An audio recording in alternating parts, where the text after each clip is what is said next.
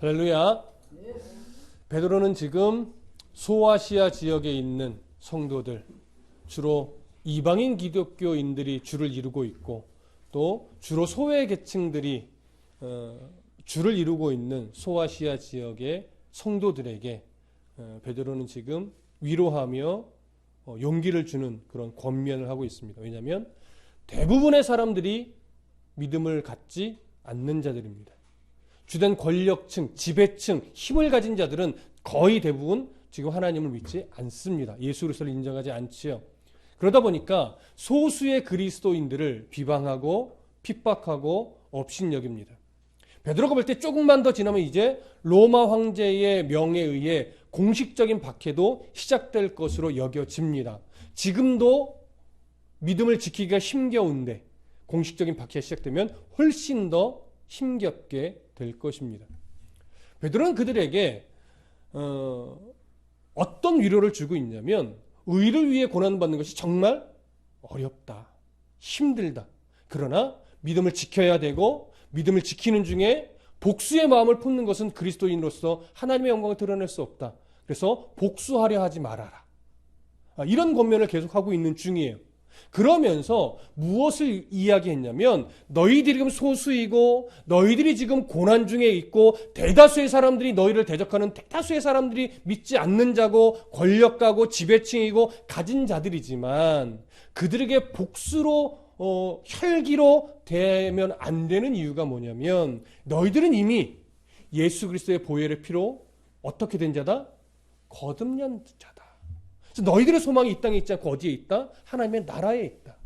그렇기 때문에 하나님의 나라를 소유한 자는 그 나라의 소망이 가장 큰 복, 이 세상의 그 어떤 것과도 비교할 수 없는 가장 소중하고 가장 큰 복을 이미 가진 자이기 때문에 그들의 영혼을 바라보면서 불쌍히 여겨야지 그들을 혈기로 복수하려고 해서는 안 된다.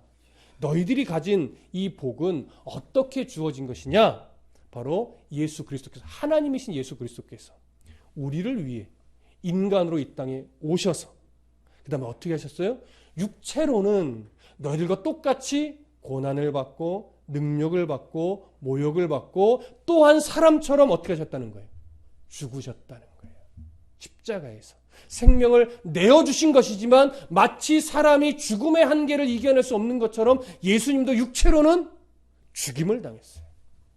그러나 희생 제물의 자격으로 육체는 죽음을 당했지만 하나님이시고 또한 대제사장의 자격을 가지고 계신 예수 그리스도의 영은 그 죽음의 권세에 굴복 당하나요? 아니죠. 굴복 당할래야 당할 수가 없지요. 그래서 예수 그리스도의 영은 이미 승리자가 되신 거예요. 왜? 육체의 죽음은 사람이 볼 때는 저봐 힘없이 죽었잖아. 저봐 힘없이 권력 앞에 무릎 꿇을 수밖에 없었잖아. 이렇게 말할지 모르지만 그것은 세상 권세에, 죽음의 권세에 무릎 꿇은 것이 아니라 하나님의 뜻을 이루신 거예요. 그래서 죽임당하신 게 아니라고 말씀드렸죠. 생명을 내어주신 거예요. 죽어서 고개가 떨구어지신 것이 아니라 십자가 위에서 다 이루었다 말씀하시고 이제 하나님의 뜻을 다 이루셨기 때문에 고개를 숙이시니 영이 떠나가신 거예요. 죽음의 권세가 사람이신 예수 그리스도의 생명까지도 자기 마음대로 해야 할 수 없습니다. 하나님이 자기의 뜻을 다 이루시고 고개를 숙여주시니 그제서야 하나님의 허락하에 사단 권세가 예수님의 육체의 생명을 가져갈 수 있었던 것이죠. 그러나 그것이 사실은 승리였던 사실을 세상은 여전히 모르고 있고 사단도 미처 몰랐을 수도 있겠죠. 그래서 예수님이 승리자의 모습으로 제사장의 모습으로 영으로 어디에 가셨어요? 무저갱으로 가셨죠. 사도신경에서도 사실은 우리나라 사도신경은 이 부분을 번역하지 않았어요. 죽은 지 3일 죽은 후에 어디로 가셨다고 사도신경에 원래는 돼 있냐면 옥에 가셨다고 돼 있어요. 그리고 3일 만에 다시 살아나신 거죠. 그러면 옥에 가셔서 우리가 생각하는 지옥, 게헨나는 아닙니다. 무저갱이에요. 대기장소에. 그것도 물론 지옥을 방불합니다. 자, 그곳에 예수님이 영으로 가셔서 뭐 하셨어요? 복음을 전하셨어요? 아니에요. 저번 시간에도 말씀드렸지만 복음을 전한 것이 아니라 선포하셨어요. 어떻게? 분명한 사실을 선언하신 거예요. 그럼 그 사실이 뭐예요? 내가 실패한 것이 아니다. 너희들의 사단 권세에 정복당한 것이 아니다. 나는 하나님의 뜻을 이룬 것이고 승리자다. 그래서 십자가 위에서 인류를 위한 대속의 죽음으로 하나님의 뜻을 이루었고, 그래서 나는 승리자이며 이제 곧 육체와 함께 부활할 것이고 하나님 나라 보좌 우편에 올라가셔서 이제 온 우주 만물의 심판자로 있을 것이며 마지막 때에 재림하시면 무저갱에 있는 모든 자들은 이제 무엇을 받을 수밖에 없어요? 최후의 멸망의 심판을 받을 수밖에 없다. 이것을 선언하신 거죠. 그러니 무저갱마저도 누구의 권세 아래 있습니까? 사단의 권세예요? 아니요. 사단의 임시 거주지일 뿐이에요. 거기마저도 무저갱마저도 넓게 보면 지옥마저도 하나님의 예수 그리스도의 권세 밑에 있는 거예요. 자, 그것을 선언하셨어요. 그러니 예수 그리스도의 이런 보혈의 은혜로 말미암아 구원을 받은 성도들은 그 구원의 가치가 얼마나 귀하고 소중한 것이며 이 세상의 핍박과 고난과 비방 때문에 포기해서는 절대 안 되는 믿음이죠. 그걸 강조하고 싶은 거예요. 그래서 그 예수 그리스도의 죽으심과 또 죽으심이 갖고 있는 승리적 의미와 영으로 옥에 가셔서 자신의 승리를 선언하신 것, 이 사실을 언급하면서 베드로가 또 하나 언급한 게 뭐예요? 노아 때 대부분의 사람들이 다 하나님을 거절했고 물로 심판받아 죽었다. 그러면서 방주 안에서 예수 그리스도의 구원을 상징하는 방주 안에서 구원을 받은 자가 몇 명뿐이라고요? 8명. 정확하게 기억하고 계세요. 소수 8명뿐이라는 무슨 말입니까? 오늘날 대부분의 사람들이 믿지 않고 하나님을 거절하고 대적하고 그 당시 소아시아적이 너무나 소수의 사람들만 예수를 믿고 있지만 겁내지 말아라. 두려워하지 말아라. 근심하지 말아라. 노아 때도 소수였던 것처럼 너희들의 그 소수를 하나님이 기뻐하신다. 너희들의 구원이 얼마나 귀한 건 줄 아느냐. 그러면서 그들이 가지고 있는 구원의 가치와 그 깊이와 그 은혜를 강조해서 설명을 합니다.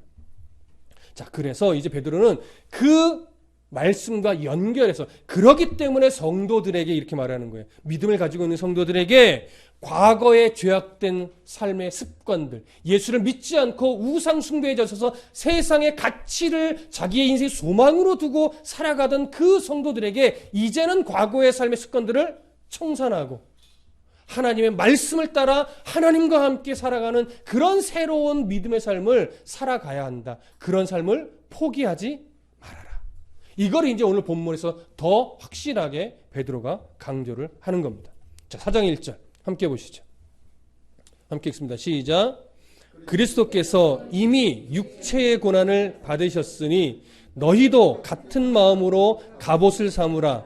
이는 육체의 고난을 받는 자는 죄를 그쳤음이니라. 자, 4장 1절을 헬라어 성경으로 보면 앞에 접속사 하나가 있습니다. 번역은 되지 않았지만 그러므로라고 하는 접속사 하나 있어요.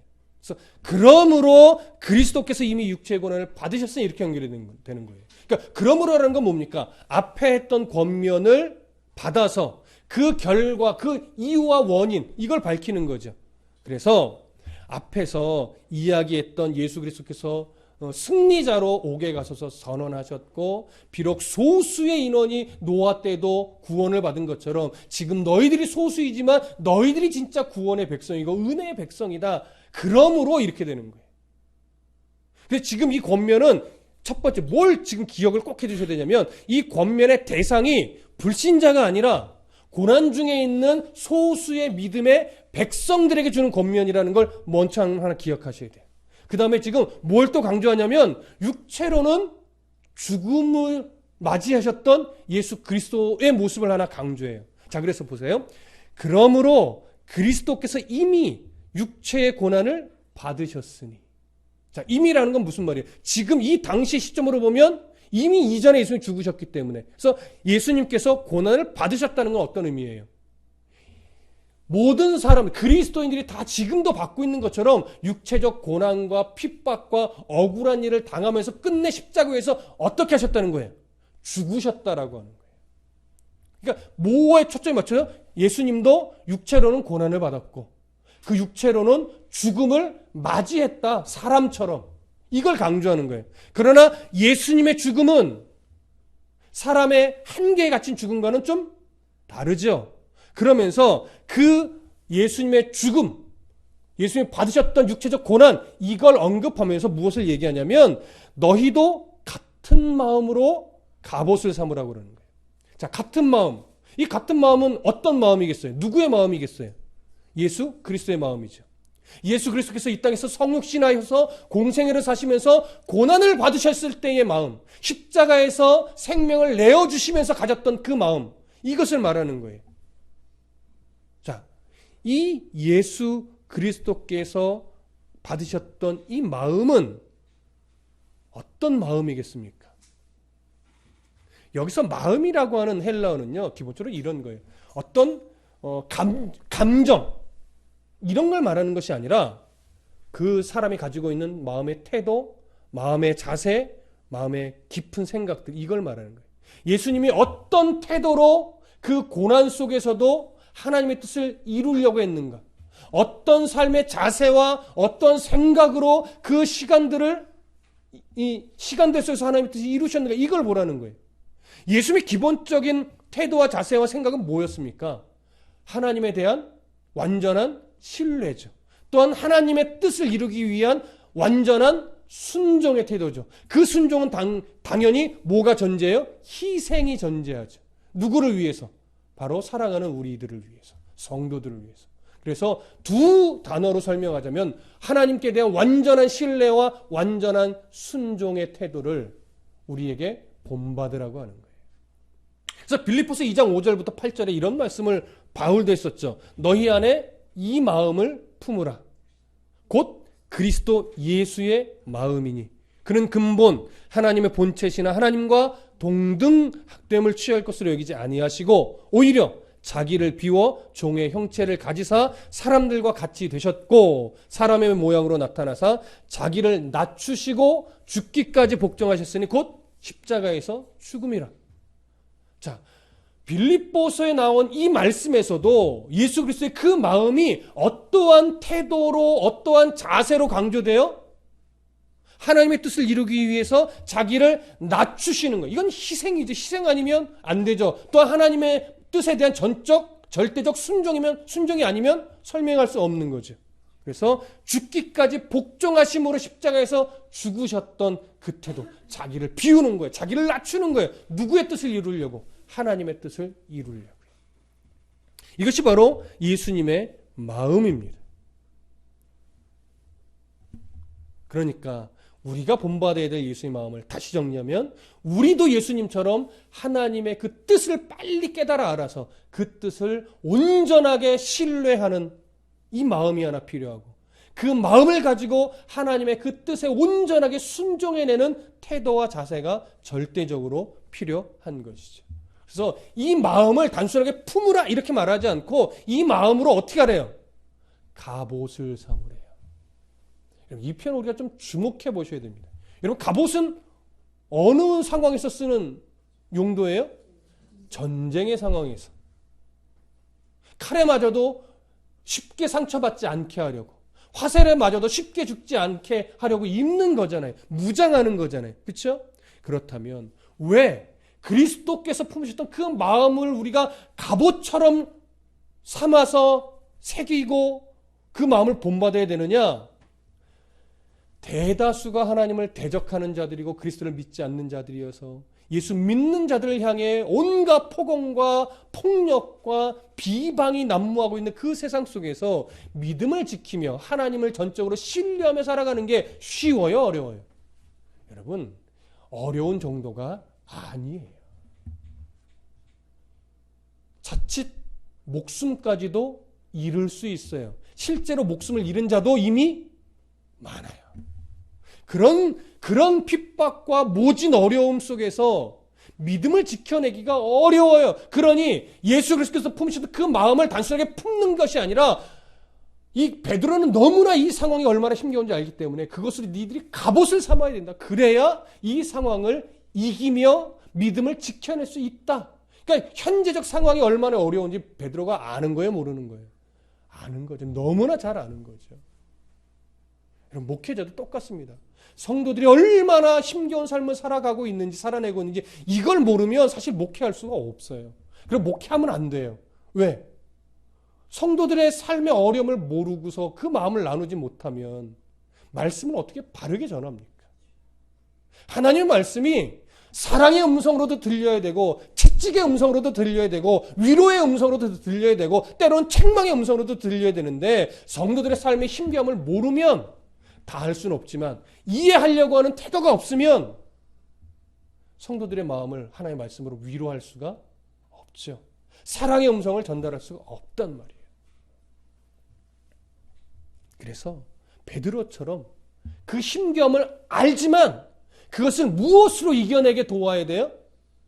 하나님의 말씀을 가지고 하나님을 신뢰하게 함으로써 하나님 앞에 전적인 순종하게 함으로 인해서 그리스도의 마음을 가슴에 담게 하는 이 일로 말미암아 스스로 그 말씀을 갑옷을 삼아서 이겨낼 수 있도록 도와야 돼. 이게 목회자가 할 일이잖아요. 이것이. 여러분, 목사의 위로는 이거는 한계가 있어요. 여러분, 목사가 위로하면 얼마나 깊이 위로하겠습니까? 정말 여러분들에게 필요한 건 목회자의 위로가 아니라 누구의 위로예요? 하나님 아버지의 위로예요. 예수 그리스도 그 보혈의 은혜가 우리 안에 위로로 다가와야 돼요. 하나님의 말씀이 주는 소망이 우리에게 위로가 돼야 돼요. 그래야 정말 여러분 이 세상을 살아갈 때 어떤 환난과 핍박과 모진 상황 속에서도 우리가 이겨낼 힘이 생기는 거예요. 그래서 베드로가 지금 그 당시 정말로 육체적 고난이 심각했던 그 시대에 베드로가 세상의 그 모진 핍박과 고난으로 인해 세상 신앙이 휘둘리지 않도록 또 포기되지 않도록 하기 위해서 그리스도의 마음으로 무장하고 견디라고 하는 거예요. 사람은 상황마다 다 자기 나름대로의 어려움이 있습니다. 때로는 마음이 지치고 때로는 마음이 너무 절망스럽기도 하고 때로는 너무나 육체적 고통 때문에 힘겹기도 하지만 그 모든 상황이 누구 안에서 녹아져야 되냐면 그리스도의 마음 안에서 다 녹아져야 돼요. 그래야 위로가 생기고 그래야 소망이 생기고 그래야 다시 일어날 힘이 생기는 겁니다. 오늘 이 말씀이 여러분들에게 그런 위로와 용기를 주는 말씀이 되기를 소망합니다. 자, 베드로는 이러한 권면을 하면서 이어서 이런 말씀으로 연결을 해요. 이는 육체의 고난을 받은 자는 죄를 그쳤음이니. 자, 다시 보세요. 4장 1절을 제가 연결해서 읽어드릴게요. 그리스도께서 이미 육체의 고난을 받으셨으니 너희도 같은 마음으로 갑옷을 삼으라. 이는 육체의 고난을 받은 자는 죄를 그쳤음이니. 한글 번역은 조금 어색합니다. 무슨 말인지 알 거는 같은데 막상 뒷문장이 약간 연결이 좀 부자연스러워요. 마지막 부분에 이는 육체의 고난을 받은 자는 죄를 그쳤음이니 이것이 쉽게 얘기하면 어떤 의미냐면 성도들은 이미 죄의 올무에서 해방된 자이기 때문이다. 이런 의미예요. 죄와 이미 예수 그리스도의 보혈의 은혜로 말하면 우리는 죄와 단절된 자이고 우리는 죄의 올무에 사로잡히는 자가 아니라는 거예요. 죄의 올무에 사로잡혀 있지 않은 자이기 때문에 마땅히 우리는 예수 그리스도의 그 고난, 은혜로 덧입어 구원받은 백성으로서 어떻게 돼요? 그리스도의 마음으로 우리의 마음을 흔들리는 마음을 이 위험한 마음을 갑옷 삼아서 지켜내라고 하는 거예요. 다시 말하면 죄의 영향력이 세상의 핍박이 우리를 그리스도의 사랑에서 끊을 수 있다 없다? 없기 때문에 두려워하지 말고 믿음을 지키라라고 하는 거죠. 자, 이해되십니까? 자, 이제 베드로가 이 말씀을 또 이어가요. 2절 보세요. 그 후로는 다시 함께 읽을까요? 시작. 그 후로는 다시 사람의 정욕을 따르지 않고 하나님의 뜻을 따라 육체의 남은 때를 살게 하려 함이라. 왜 이런 권면을 하고 있냐면 그 후로는, 여기서 그 후로는이 무슨 말이냐면 너희들이 죄의 올무에서 해방된 후로는, 예수 그리스도를 믿음으로 고백하면서 거듭난 후로는, 예수 그리스도를 믿게 된 후로는 이런 말이에요. 회심한 후로는, 그 후로는 어떻게 하라는 거예요? 다시 사람의 정욕을 따르지 않고, 이전에 예수 그리스도를 모를 때 육체의 정욕대로, 육체의 욕심대로, 세상의 가치관대로 땅의 소망을 살고 살아가던 그런 삶을 살지 말고 이런 말이죠. 그리고 어떻게 해요? 하나님의 뜻을 따라 육체의 남은 때를, 육체의 남은 때는 뭘까요? 거듭난 이후의 삶은, 예수를 믿게 된 이후의 삶은 어떻게 하라는 거예요? 하나님의 뜻을 따라 살아야 된다, 이 얘기를 하는 거지. 그러니까 하나님의 뜻을 따라 산다는 것은 지금 무엇과 대조를 해요? 여기 보면 사람의 정욕을 따라 살던 때와 비교가 되는 거예요. 사람의 정욕을 따라 살던 때는 육체의 욕심을 따라 살던 때죠.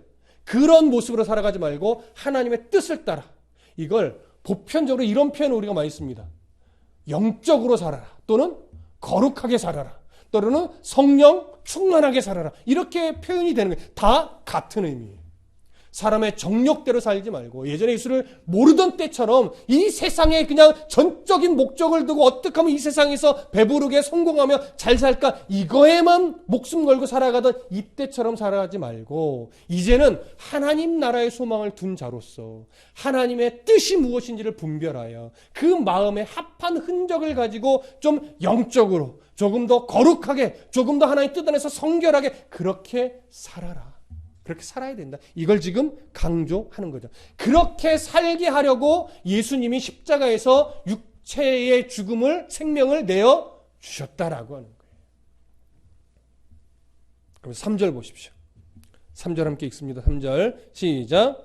너희가 음란과 정욕과 술 취함과 방탕과 향락과 무법한 우상 숭배를 하여 이방인의 뜻을 따라 행한 것은 지나간 때로 족하도다. 어렵지 않습니다. 3절도요.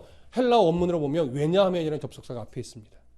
여기서 번역을 안 했지만, 그래서 내가 왜 이렇게 권면했냐면, 이게 왜냐면 이미 니들이 예수 그리스도를 믿기 전에 그렇게 살았던 삶으로 이 악한 습관을 따라 살던 것은 충분하다. 근데 너희들이 이미 충분하게 이 타락한 삶을 살았으니 이제는 그런 삶을 벗어버리고 하나님의 뜻을 따라 살아야 된다. 이걸 강조하는 거죠. 그러니까 사실 2절과 3절을 같이 봐도 무방해요. 자, 그러면서 이제 죄의 종노릇 하던 삶은 충분하니 이 죄의 종노릇 하지 말고 하나님의 뜻을 따라 살아야 함을 이야기하고 나서 4절 보세요. 4절 함께 읽습니다. 시작. 이러므로 너희가 그들과 함께 그런 극한 방탕에 다름질하지 아니하는 것을 그들이 이상히 여겨 비방하나. 여러분 4절 어렵지 않죠? 이 말이 무슨 말입니까? 너희들이 그렇게 예수 그리스도를 믿음으로 말미암아 소망이, 이 땅에 있던 소망이 하나님 나라로 바뀌어서 하나님의 뜻을 따라 살게 되면 이제 너희들의 모습을 바라보는 세상의 허다한 사람들이 쟨 좀 이상하네, 왜 저렇게 살아? 우리가 너무 다르게 사르네? 이렇게 바라보면서 반성하고 회개하는 것이 아니라 오히려 그렇게 다른 삶을 살아가는 그리스도인들을 핍박하고 비방한다는 얘기예요. 여러분, 그들이 왜 자기들과 다른 삶을 살아가는 그리스도인들을 비방하고 핍박할까요? 그들은 자신들이 방탕한 삶을 살아가고 있는 자들이라는 것을 인식을 못합니다.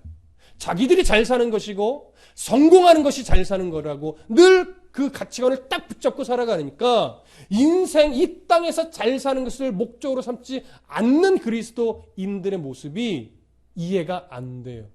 그래서 더 우리가 사단의 영향력으로 인해서 이거 다르네 이렇게 치부하는 것이 아니라 이 당시로 보면 핍박하고 공격하고 비방하는 이런 모습으로 드러난 것이지. 오늘날은 색깔이 좀 다를 겁니다. 여러분, 오늘날은 정말 성도답게 살아가는 이 그리스도인들을 바라보는 세상이 뭐라고 말할까요? 우리가 그들과의 관계에서 분명히 그리스도인다는 삶으로 인정받아야 되는 것은 마땅합니다. 하지만 우리가 생각하는 대로 쉽게 인정이 될까요? 그렇게 안 돼요. 끝내 인정을 받아서 정말 교회가 다르구나, 예수를 믿는 사람은 다르구나, 이걸 보여줘야 함이 마땅하고 그렇게 될 것이지만 그것이 쉽게 금방 되는 일은 아니란 말이에요. 그래서 그리스도인의 어떤 삶에는 절대적으로 필요한 덕목 중에 하나가 뭐냐면 인내입니다. 오래 참음이에요. 그러면 내 힘으로는 안 되고 나는 실망스럽고 내가 끝까지 이렇게 살아야 되나라고 하면서 나 정말 이렇게 안 살래라고 마음이 들 때도 여러 차례 있겠지만 그래도 그리스도의 마음으로 나를 갑옷 삼아서 그런 삶을 견디어내면 끝내 내가 승리하는 것이 아니라 나의 그런 삶을 누가 승리의 삶으로 만들어 주셔요? 성령께서 승리의 삶으로 만들어 주시죠. 그래서 누군가는 분명 허다한 무리가 다는 아닐지언정 누군가는 나의 그런 모습을 통해서 하나님을 발견하게 되고 하나님 나라에 소망을 두게 되고 그러면서 우리가 변화되어 하나님을 사랑하는 그 모습을 보면서 하나님이 우리를 기뻐하셨듯이 우리를 통해 누군가가 그렇게 영향을 받고 하나님의 사람으로 변화되는 그 모습을 우리도 기뻐하게 돼요. 한 영혼이 새로워지는 것을 보며 우리가 기뻐할 때 무슨 마음을 우리가 들 수 있냐면 지난날 믿음으로 견뎌왔던 그 숱하게 어려웠던 순간순간들이 이 하나의 모습으로 금방 어떻게 돼요? 씻겨져 가요. 야, 하나님이 저 한 영혼을 위해서 나에게 이런 오랜 시간 동안 믿음의 견딤을 가지게 하셨던 거구나. 나 하나의 변화된 삶을 바라보며 기뻐하셨던 그리스도의 마음이 이런 마음이셨겠구나. 이런 걸 우리가 발견을 하게 되는 거지. 바로 오늘 베드로도 그러한 마음을 지금 전하고 있는 겁니다. 그래서 우리 성도들도 지금 오늘날 세상을 살아갈 때 늘 속지 말아야 되는 것이 뭡니까? 세상의 경향이고 세상의 유행이고 세상에 흘러가는 가치관이에요. 그런 유행들, 가치관들, 경향들 이런 것들이 정말 하나님의 뜻에 부합한가 부합하지 않은가 이런 것들에 대한 온전한 분별력이 우리에게 필요해요. 그 분별력은 어디서 길러질까요? 말씀을 바르게 알아가는 이 과정 속에서 분별력이 길러지는 겁니다. 자, 5절 보시죠. 함께 읽습니다. 5절 시작. 그들이 산자와 죽은 자를 심판하기로 예비하신 이에게 사실대로 고하리라. 자, 이 5절은요 바로 4절과 연결이 됩니다. 그렇게 세상에 그리스도를 모르는 자들은, 하나님을 대적하는 자들은 오히려 하나님을 믿으며 바르게 믿음 생활하려고 신앙의 삶을 살려고 애쓰는 성도들의 그 중심을 모르고 비방하겠으나 오히려 그들은 이렇게 되는 거예요. 그렇게 비방하는 자들은 언젠가 산자와 죽은 자를 심판하기로 예비하신 이에게, 누구예요? 재림하실 예수 그리스도시죠. 그분이 마지막 때 재림하시게 되면 사실대로 고하리라. 이 말은 뭐냐면 자신들이 얼마나 악한 자였는지 인정하게 될 것이고 자신들의 악행을 낱낱이 예수 그리스도 앞에 심판자 대신, 재판관 대신 예수 그리스도 앞에 실토하게 될 날이 올 것이다. 이걸 얘기하는 거예요. 우리 이 의미를 3장 16절에서도 한번 확인했었습니다. 한번 보실까요? 3장 16절. 선한 양심을 가지라. 이는 그리스도 안에 있는 너희의 선행을 욕하는 자들로 그 비방하는 일에 부끄러움을 당하게 하려 함이라. 무슨 말입니까? 이거는 현재적 의미도 있고 미래적 의미도 있지만 미래적 의미만 보면 예수 심판 재림하실 그때에 선한 양심을 가지고 있는 그리스도인들을 비방하고 모욕하던 그들이 그 예수 그리스도의 심판대 앞에서 부끄러움을 당하게 될 때가 올 것이다 라고 하는 것이죠. 자, 그래서 5절에서 그들이 산자와 죽은 자를 심판하기로 예비하신 이에게 사실대로 고하게 할 때가 오니 너희들은 이제 그들과 똑같은 삶을 살려고 하지 말고 어떻게 살으라는 거예요? 하나님의 뜻을 따라 하나님과 함께 살아가는 이 싸움을 끝까지 살아내면서 예수 그리스도의 마음으로 갑옷을 삼아 믿음을 지켜내라는 거예요. 그래서 지금 이 권면 자체가 누구를 향하고 있어요? 성도들. 고난 중에 믿음을 지금 지키고 있지만 세상의 핍박이 너무나 심해서 내가 이 믿음을 계속 지켜야 돼. 야, 이거 어떻게 계속해서 이런 삶을 살지? 라고 마음의 갈등도 있고 힘겨움에 지금 낙심하고 있는 이런 성도들을 향해서 이런 위로의 권면을 하고 있단 말이에요. 이걸 놓치지 마셔야 돼요. 그래서 이제 마지막 절 보세요. 6절. 정말 중요합니다. 함께 읽습니다. 시작. 이를 위하여 죽은 자들에게도 복음이 전파되었으니 이는 육체로는 사람으로 심판을 받으나 영으로는 하나님을 따라 살게 하려 함이라. 자, 이 구절을 오해하면 어떻게 돼요? 죽은 자들에게도, 예수 그리스도를 믿지 않고 죽은 자들에게도 복음이 전해져서 육체로는 죽임을 당했으나 심판을 당했으나 영으로는 살게 하려 합니다. 라고 하면서 그들에게 마치 회심의 기회가 있는 것처럼 오해할 수 있단 말이에요.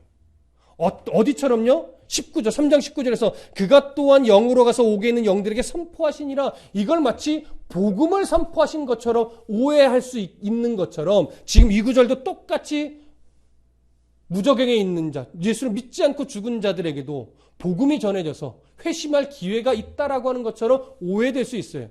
이 구절, 3장 19절과 4장 6절을 어디서 그런 의미로 쓰냐면 캐톨릭에서는 그런 의미로 사용을 합니다. 무엇을 뒷받침하기 위해서? 연옥설의 그 교리를 뒷받침하기 위해서 연옥에 있던 예수를 믿지 않고 죽었던 연옥에 있던 가족들이 면죄부를 사면 어디로 올라갈 수 있다? 천국에 올라갈 수 있다.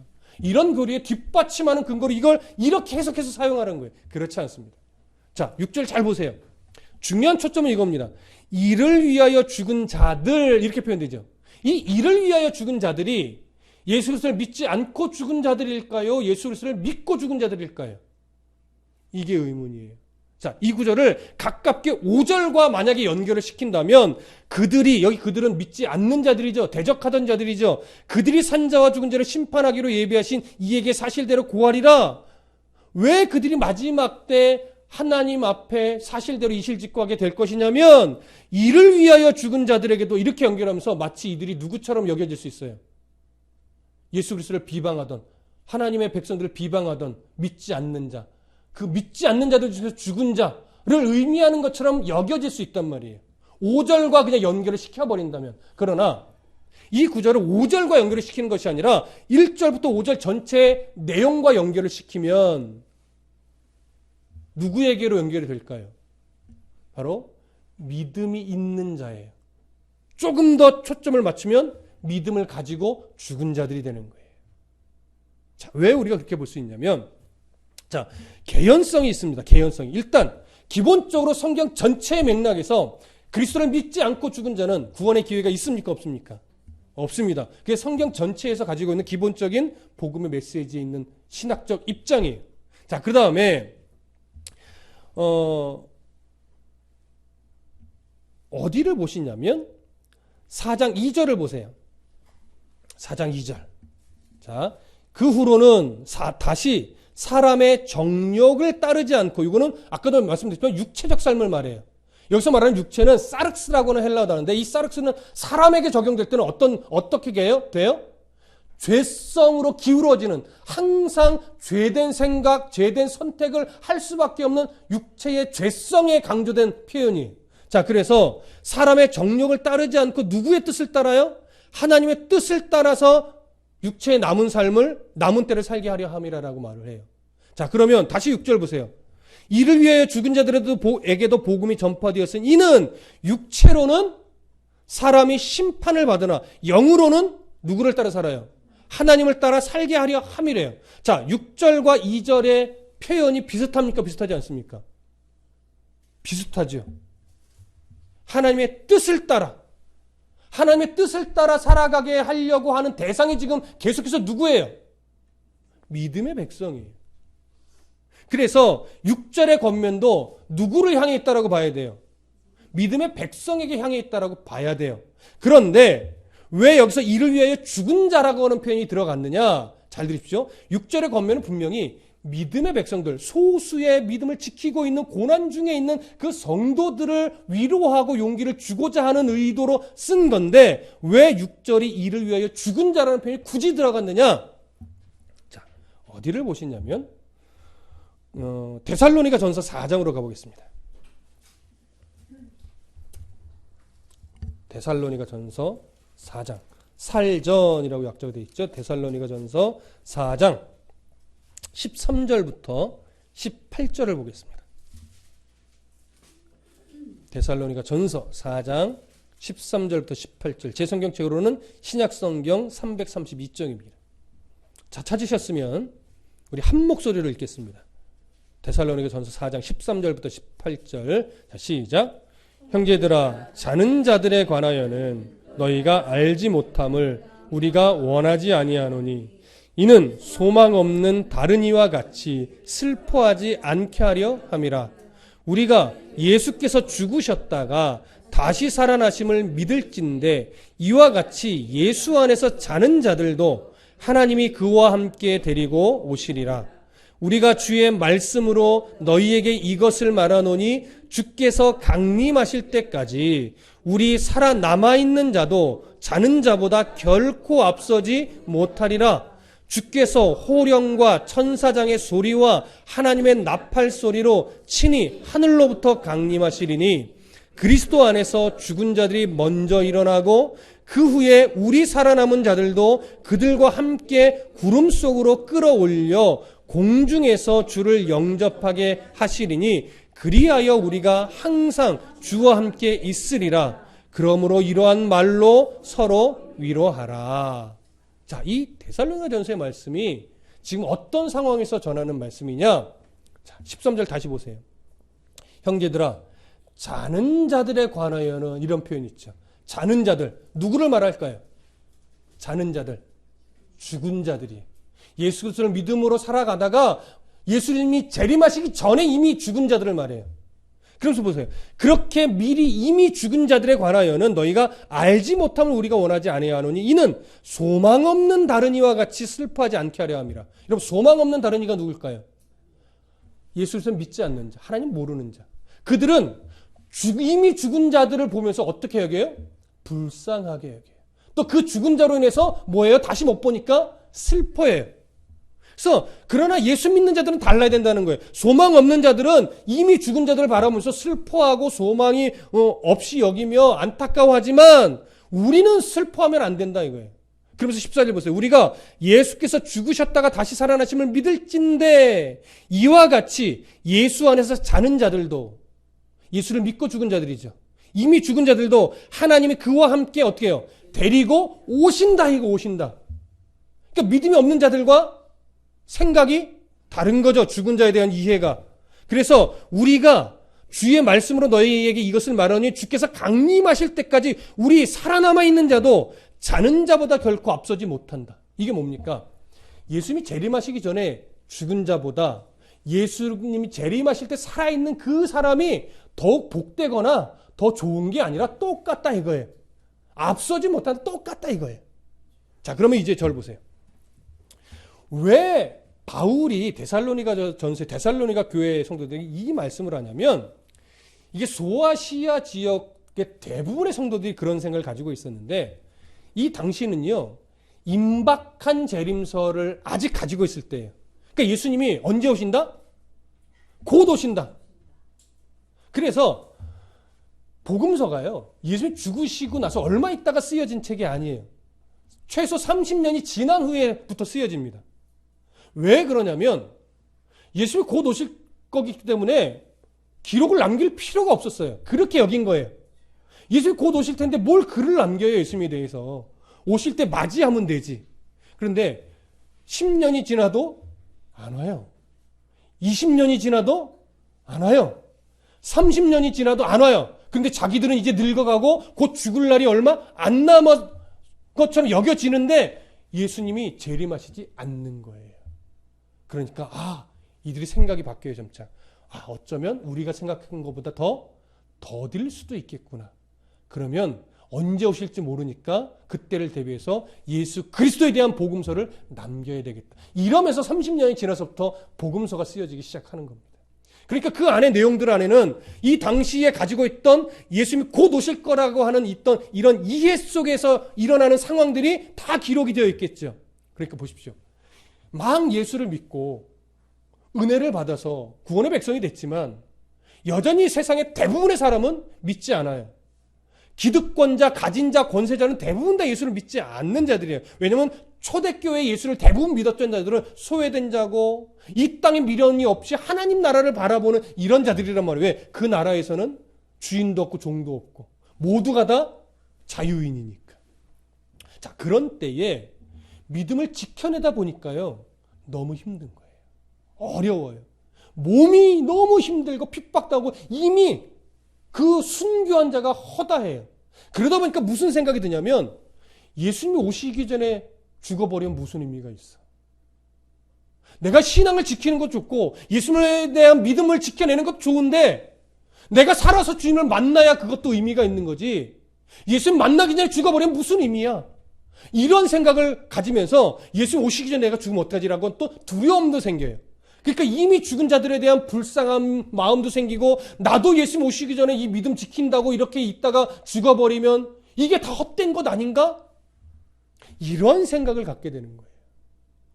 그럼 지금 베드로가 서신서를 쓰고 있는 그 소아시아 지역의 소수의 믿음의 백성들도 동일한 의문을 품을까요? 안 품을까요? 그러니까 자꾸 이 신앙을 뭐 하고 싶은 거예요? 포기하고 싶은 거예요. 이러다 죽은 사람들이 눈앞에 보이는데 우리마저 이러다 죽어버리면 이게 신앙을 지킨들 무슨 의미가 있는가? 이런 생각을 갖게 되니까. 그러니까 베드로도 바울처럼 무슨 권면하고 싶은 거예요? 지금 예수님 오시기 전에 믿음을 지키다가 죽는 것이 결코 불행한 삶이거나 예수 그리스도를 못 만나게 되는, 재림의 예수를 만나지 못하게 되는 이러한 일들이 벌어지는 것이 아니다. 그때, 그러니까 보세요. 다시 오늘 본문 보세요. 6절. 이런 이해를 가셔야 돼요. 그래서 이제 그런 마음의 갈등이 있는 성도들에게 위로를 하는데, 이를 위하여 죽은 자들, 그러니까 심판하실 그 예수님, 또 우리에게 믿음을 지키라고 권면하면서 성도들에게 하나님을 따라 살아라 라고 권면할 때, 이 믿음을 위하여 살다가 죽은 자들에게도 봐라, 이미 뭐가 전파됐다는 거예요. 그들에게 복음이 전파돼서 그들이 복음을 가지고 죽었다 이거예요. 그러니까 복음을 받은 그들이 이미 육체로는 죽음의 한계를 이길 수 없기 때문에 어떻게 됐다? 죽었다. 사람으로 심판을 받았다. 왜냐하면 죄된 육체는 심판을 받는 거예요. 그래서 죽은 거예요. 하지만 예수님이 영으로는 승리자였던 것처럼 우리의 영은 죄의 올무에 사로잡혀요, 안 잡혀요? 안 잡혀요. 믿음의 백성은 이미 소속 자체가, 육체는 여전히 죄의 흔적이 남아있지만 속사람은 바뀌었단 말이에요. 누구의 소속으로? 하나님 나라의 백성으로 소속이 바뀌었어요. 그러니까 그 영은, 육체는 심판으로 죽은 거나 마찬가지지만 영은 심판으로 죽은 것이 아니라 이미 살아서 하나님 나라의 백성이라는 거죠. 그러니까 그 영은, 영으로는 하나님을 따라 살게 하려 함이다라고 하는 거예요. 그러니까 이 권면이 보세요, 이제. 그러니까 소아시아 지역의 성도들아, 너희들이 지금 고난을 견디는 것이 참 힘겨운 줄 안다. 그래서 육체로는 어떤 사람이 이미 죽기도 했다. 하지만 그들도 영으로는 지금 하나님의 나라에서 하나님과 함께 있다. 그러니까 너희들의 영도 똑같이 지금 세상 속에 물들면 안 된다. 너희들의 영은 하나님 나라의 소속이다. 너희들도 죽으면 영으로는 누구와 함께 있게 된다? 하나님과 함께 있게 된다. 그러니 육체의 고통 때문에 신앙 버리지 말고 영으로 이미 승리자여서 하나님 나라의 백성으로 하나님 나라에 있는 이들을 생각하면서 너희들도 뭐 해라? 믿음을 지켜라. 무엇으로 갑옷을 삼아서? 그리스도의 마음으로 갑옷을 삼아서. 그래서 2절 3절에서 말하고 있는 것처럼 육체의 남은 때를 누구와 함께 살아라? 하나님과 함께, 하나님의 뜻 안에서 그리스도의 마음으로 그렇게 살아내라. 이거예요. 그럼 오늘 우리에게 주는 권면 다를까요? 오늘 우리에게 똑같죠. 여러분, 성도로 정말 살아가려면 불편을 감수해야 돼요. 세상이 믿음의 백성들에게 이렇게 막 친절하게 열려있지 않습니다. 그래서 여러분, 이런 얘기를 들었어요. 교회 안에서의, 오늘 들은 얘기인데, 교회 안에서의 인격이 밖에서의 인격과 같아야 될까요? 달라야 될까요? 같아야 돼요. 그런데 너무나 많은 사람이 교회 안에서의 인격은 너무나 온유하고 친절하고 모든 걸 양보하고 헌신하는데 교회 밖에서는 이제 뭐가 걸려요? 실리가 걸려요.